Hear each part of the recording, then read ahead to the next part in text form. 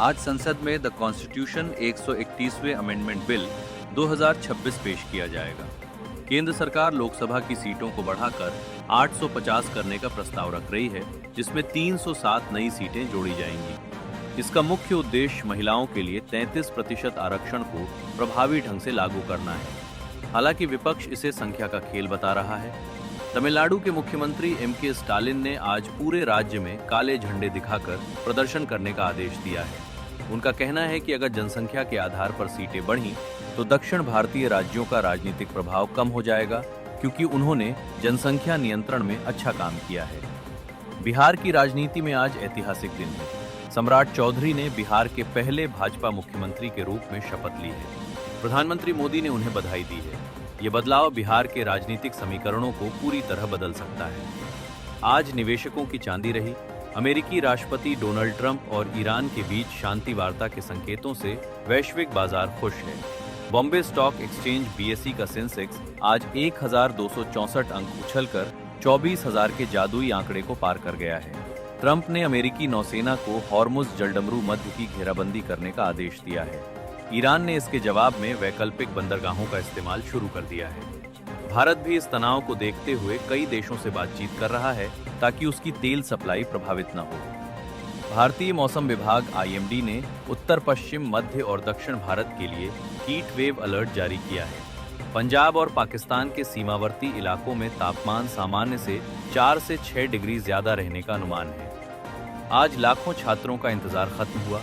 CBSE ने कक्षा 10वीं के नतीजे घोषित कर दिए हैं। इस बार भी छात्राओं ने छात्रों के मुकाबले बेहतर प्रदर्शन किया है। छात्र बोर्ड की आधिकारिक वेबसाइट पर जाकर अपना रिजल्ट देख सकते हैं। वेदांता पावर प्लांट में हुए विस्फोट में मरने वालों की संख्या बढ़कर 16 हो गई है। रेस्क्यू टीमें अभी भी मलबे में तलाश कर रही हैं और सरकार ने उच्च स्तरीय जांच के आदेश दिए हैं। भारतीय वायुसेना अपने जगुआर और MiG-29 बेड़े को आधुनिक बना रही है। इन्हें नए हीट सीकिंग मिसाइल से लैस किया जा रहा है, जिससे उनकी स्ट्राइक रेंज और मारक क्षमता कई गुना बढ़ जाएगी। विश्व हिंदू परिषद VHP ने आज अवैध धर्मांतरण के खिलाफ देशव्यापी कानून की मांग की है। VHP के सुरेंद्र जैन ने आरोप लगाया कि कॉरपोरेट सेक्टर और नासिक जैसे शहरों में संगठित तरीके से धर्मांतरण किया जा रहा है। व्यापारियों के लिए बड़ी खबर है। 17 अप्रैल से कश्मीर और दिल्ली के बीच JPPRCS रैपिड कार्गो ट्रेन शुरू होगी।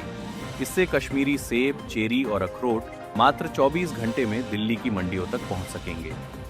नाइजीरिया की सुरक्षा एजेंसियों ने अबूजा एयरपोर्ट और जेलों पर हमले का टेरर अलर्ट जारी किया है। खुफिया जानकारी मिली है कि उग्रवादी अपने साथियों को छुड़ाने के लिए बड़ा हमला कर सकते हैं। कल रात चिन्नास्वामी स्टेडियम में गेंदबाजों का जलवा रहा। RCB ने LSG को 5 विकेट से हरा दिया और पॉइंट्स टेबल के टॉप पर पहुंच गई है। विराट कोहली ने शानदार 49 रन बनाए, लेकिन LSG के कप्तान ऋषभ पंत को कोहनी में चोट लग गई, जिससे उनकी आगे की उपलब्धता पर सवाल है। स्पिनर नूर अहमद ने खुलासा किया कि चेन्नई सुपर किंग्स के खिलाफ मैच में धोनी की सलाह ने उनका काम आसान कर दिया।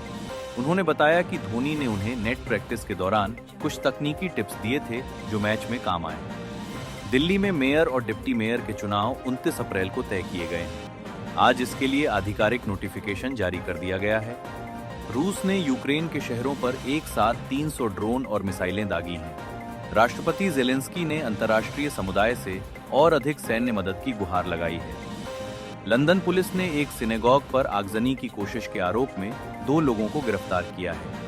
ब्रिटेन में यहूदी विरोधी घटनाओं में अचानक बढ़ोतरी देखी जा रही है।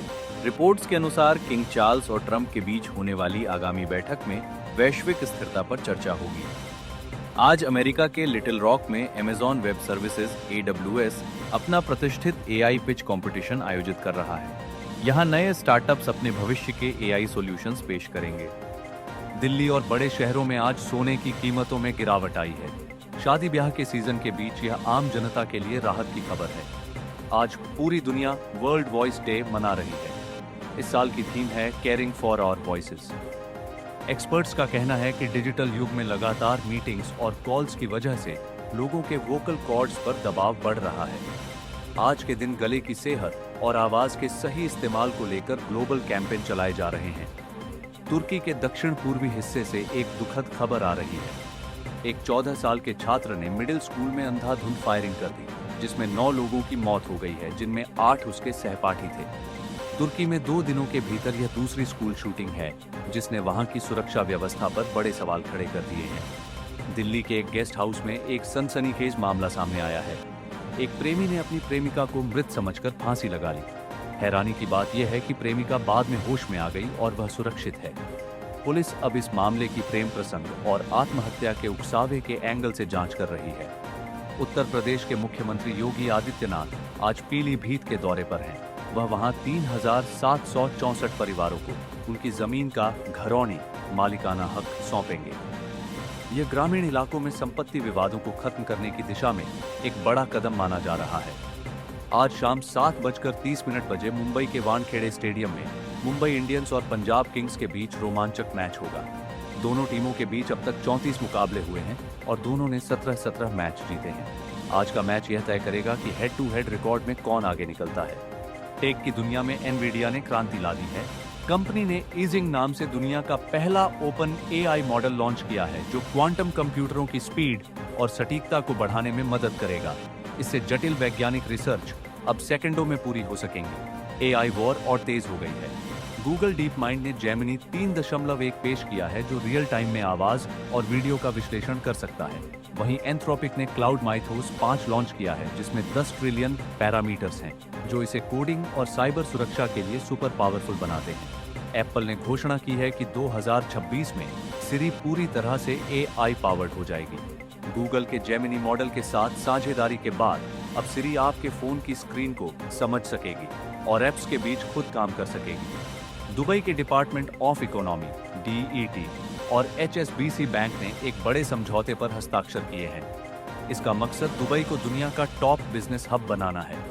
इस साझेदारी से एशिया और मिडिल ईस्ट के बीच निवेश का नया रास्ता खुलेगा। नाइट लाइफ लवर्स के लिए बड़ी खबर। शंघाई के INS लैंड क्लब को दुनिया के टॉप 100 क्लबों की लिस्ट में 12वां और एशिया में 3रा स्थान मिला है। यह चीन का अब तक का सबसे बेहतरीन प्रदर्शन है।